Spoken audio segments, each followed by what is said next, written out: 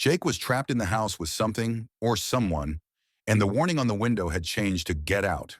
Here's how it all ended. Jake's heart pounded as he turned to the window. The words were fading, but the tapping sound grew louder, echoing through the house. He called out, "Who's there?" But there was no response. That's when he noticed something chilling, a trail of wet footprints leading from the window to the hallway.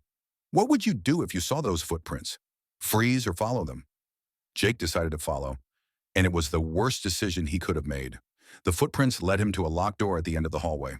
It wasn't there when he'd walked through earlier. The tapping was now coming from behind it.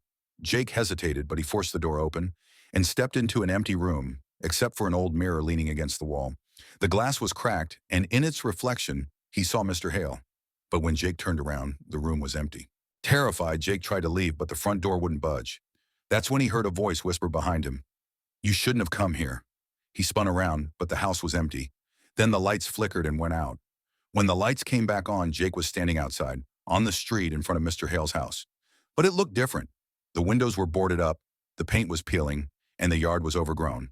A neighbor passing by asked Jake why he was staring at the abandoned house. Jake stammered, "Abandoned? I was just inside."